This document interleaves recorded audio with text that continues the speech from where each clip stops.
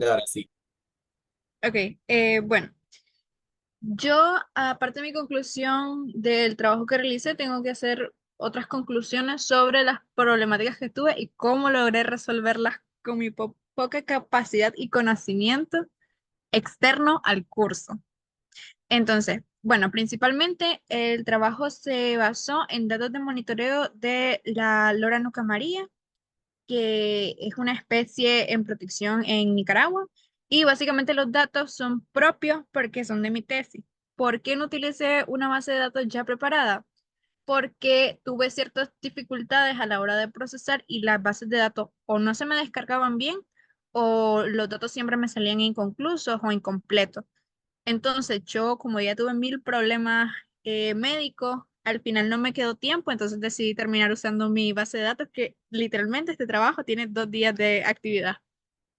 Entonces, por eso mismo es de que estoy utilizando básicamente mi propia base de datos.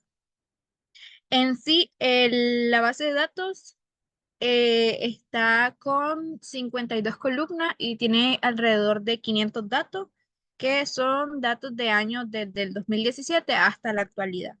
Entonces, principalmente lo que yo les voy a presentar es diferentes modelos y diferentes gráficas que se me fueron generando utilizando Google Colab y que además los datos yo no los utilicé todas las columnas. Yo utilicé columnas específicas para generar pues las gráficas que voy a presentar. En sí, yo tengo en el mapa pues que yo he preparado básicamente para mi tesis, ya estaba preparada, es una pequeña trampita de los lugares donde se tomaron los datos. Como ya mencioné, son 52 columnas donde se toman en cuenta diferentes datos que después voy a presentar y pues fueron 6 lugares de incidencia en este caso. Los tipos de datos que aparecían en esta base de datos son de texto y datos numéricos y en sí los numéricos están en categorías y series de tiempo donde se tomaron en cuenta pues valores continuos y nominales. Además de que al final el dato más exótico, por mencionar así, es el modelo de regresión que utilicé, que principalmente estaba basado en columnas específicas con variables continuas. Entonces, en sí, este es como que un video de todo mi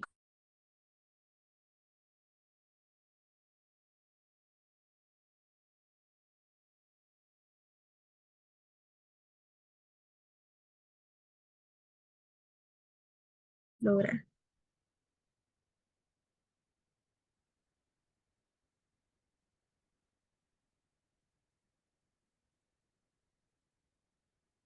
Ok, el primer mapa o gráfico generado fue un gráfico de color y correlaciones de todos los datos que tengo. En general, pues este no es como que el mapa que yo quería presentar, fue el primero que me salió. Entonces, yo lo dejé simplemente por motivos de observación de cómo fui mi avance en los diferentes códigos que fui relacionando.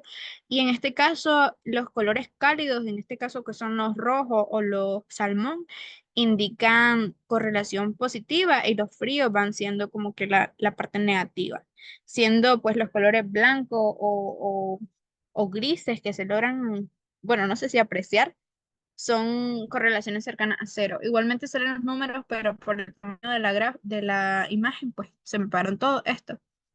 Y en sí, como yo les mencionaba, elegí algunos datos, algunas columnas específicas, que en este caso son el número de huevos encontrados en nido, el número de pichones encontrados en nido,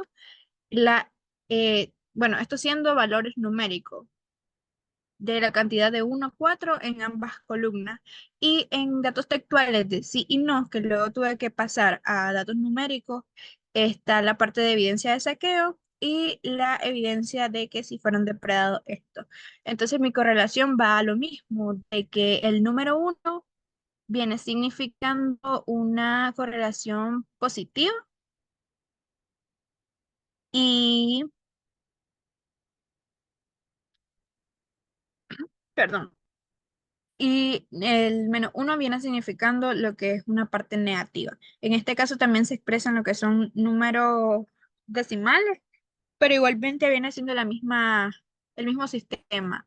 Entre -1 y 0 es negativo, 0 viene siendo un valor neutro que en este caso no lo tienen estos datos, y de 0 a 1 vienen siendo correlación positiva.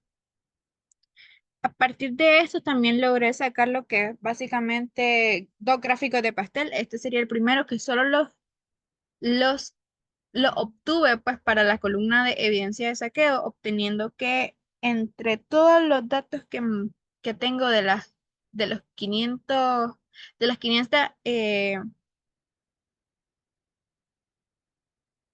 de las 500 especies bueno, especies arbóreas donde se registraron si había o no pichones o huevos, el 60% dio de que sí hubo evidencia de saqueo y 40% no hubo evidencia de saqueo. Igualmente en la parte de depredación, siendo el caso contrario, de que se evidenció de que un 60% no tenían evidencia de depredación por otra especie y un 40% de que sí hubo.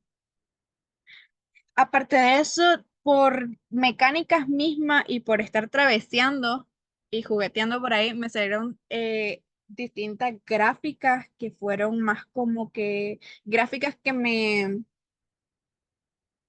quería, bueno, el mismo código me quería, ¿cómo decirlo? Recomendar, esa es la palabra. Bueno, salieron estas gráficas, que en este caso están tomando solo los datos del nombre común, la incidencia de especies que fueron monitoreadas entre el 2017 y 2024, e igualmente el número de datos que fueron recopilados en cuanto a información de la especie arbórea entre las diferentes temporadas en las que se toman datos, que en este caso es octubre-enero, octubre-diciembre, noviembre-febrero, enero-mayo y enero-abril. Además, vamos con la parte de modelo de regresión lineal, que en este me basé en la página de Kaggle, que de hecho es una de las que se nos recomendó en el curso, y a partir de ahí fui trabajando este modelo, que en este caso es la primera gráfica que nos aparece. Igualmente mantuve la parte de solo tomar específicamente la parte del número de huevos, número de bichones, y posteriormente la evidencia de saqueo o la evidencia de depredación. Este es en sí el gráfico que me analizó al final de cuentas, que lo que no me parece a mí si está correcto o no es debido a que muchos de los datos no tenían como tal un valor numérico o un valor textual, eran casillas vacías. Entonces, aunque yo analizaba, le decía al código que me pasara un dato numérico a 0 o que me lo pasara a no, para indicar de que no había evidencia, de repente me salía error, entonces al final decidí eliminar estas columnas y solo como que se procesaron la mitad de los datos, entonces no me correspondía el gráfico en la totalidad de datos. Igualmente, este es más como, a ver, bueno, me está tapando, es el poligonal, que igualmente fue la misma problemática que mantuve. Y en sí, ese es, en resumen, las gráficas que me fueron saliendo, o igualmente el, el dato en que fui trabajando. Y en todo caso, de conclusiones, bueno, conclusiones del código que fui utilizando, pues me basé principalmente en distintas páginas. No fue como que una página y al final terminé combinando código y me terminaron saliendo cosas que nada, o sea, que yo sentía que nada que ver o que me salían muy diferentes a las que, bueno, mis compañeros ya presentaron. También tuve mil problemáticas, como les mencionaba al inicio, como que las colecciones de datos que yo descargaba no me salían incompletas, o tal vez me aparecía como que se estaban descargando 3000 datos y al final solo me salían como 200, o igualmente me salían solo todo en una sola columna revuelto, y entonces al final tuve esa problemática en cuanto a mí. Em, en sí, el curso a mí me pareció fascinante. Capté mucho de la información, sin embargo, siento que acumulé tanta información y dejé para el final el trabajo, como que al final se me mezcló todo. Igualmente, como ya mencioné, pues la base de datos es propia principalmente, y que por lo que noté al realizar esto está muy incompleta, y aún así siento que aprendí demasiado en cuanto al utilizar o bajar distintas bases de datos y que se puede encontrar mucha información y que utilizando distintos códigos se pueden obtener información muy valiosa.